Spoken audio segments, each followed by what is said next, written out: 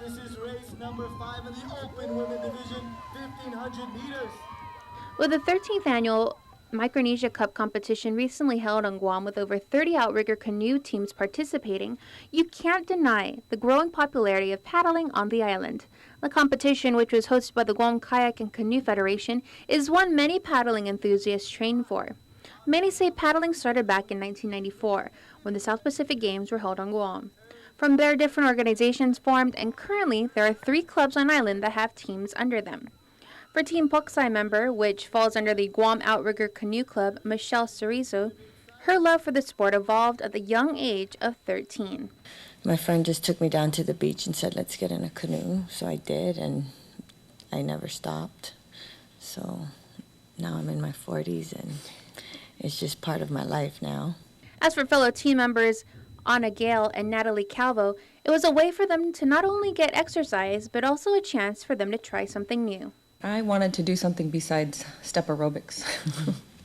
And I had a 3-year-old daughter, and she was already old enough so that I didn't have to watch her all the time. And so I just wanted to try something new, so I started paddling. Once I had the children, and then I had a friend who called me and asked me to come out, and I thought, it'd be nice to get out and be around women and get some exercise. Calvo, who took up paddling about 6 years ago, initially started recreationally, but after participating in an off-island competition, she was hooked. She says that even if you never picked up a paddle, you can become a great paddler. Case in point, the freshman team Poksai paddlers who raced in the Micro Cup. The third crew, majority of those girls had only touched a paddle 15 weeks ago, and they were trained and ended up in the final heat, the finals. And that wasn't easy. I mean, that was a competitive field for them, and they did it. So we have like a group of women, a core group, but we always get new paddlers that we put into the mix, and we mix it up and are able to be a successful program.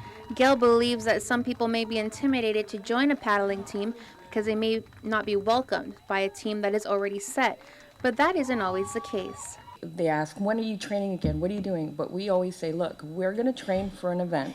And when we train for an event, before the event, it's a 12-week training program. Before the event, we'll do basics. We'll do the basic stroke. We'll do the basic lineup, basic safety.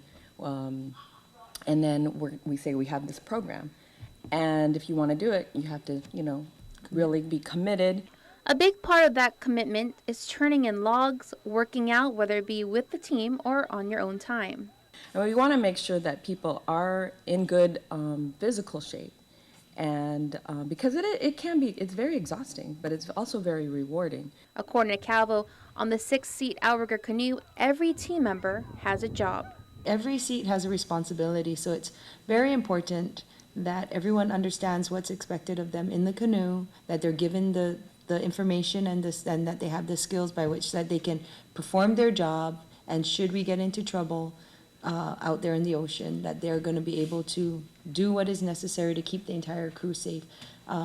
So we do have basic things that we go over with the paddler, and that they can tread water. Paddlers need to know how to float, not panic, and know that there's safety equipment on board. Just like with any sport, the unexpected may happen. It's all a matter of being prepared. We carry a cell phone with us when we go on long runs, and it's come in handy. Mm-hmm. We've had some mishaps out there that you can't help, like the rigging will come apart. It didn't turn into a catastrophic situation because everybody knew what they had to do. They put their life vests on, called the Guam Fire Department, remained calm, and everyone came out of it unscathed because the paddlers were equipped with the necessary skills. Now with younger paddlers, they are required to attend the Deep Ocean Safety Clinic with a parent because they need to understand the possible risks out in the ocean, and they need to be educated on the safety procedures. Now, as for training, times vary with every paddling team, with some having morning sessions and some having early evening practices. Those who are interested in getting into paddling should realize it's no cakewalk. This is a sport that you have to love, because the preparation for it is, it's not easy. You don't just tie on a pair of shoes and get going. I mean, you have to carry how heavy is that canoe? 300 and It's like 400 pounds yeah. down from the beach to the ocean, And, you rig it all up with all the safety equipment that you're going to need for that day, just in case, in case anything happens, the lights, the life vests, and all of that.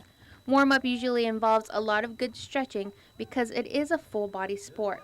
Now, you may be sitting down, but your legs are completely engaged. Practices may include sprints, technique work, or even yoga. But Calvo did want to stress there is a program for everyone out there. For all types of, you can see right here, we have different body styles, even right here. It's a sport that everyone can be involved in at whatever level whatever you want to get out of it. If you want to be a very recreational paddler, I'm bigger than these ladies, and I feel very comfortable in the canoe. As for benefits, Outrigger is very good for cross-training for other sports.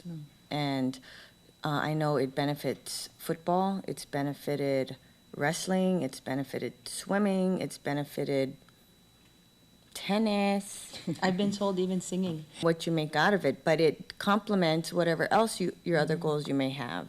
paddling is also said to sharpen communication skills, which is why many companies and businesses look to the sport as a means of team building and cooperation. You cannot beat the teamwork and the camaraderie and the closeness that you build over training and being in a canoe together. Bottom line, paddling is a sport you can enjoy your whole life, from your own childhood to your children and their children's childhoods.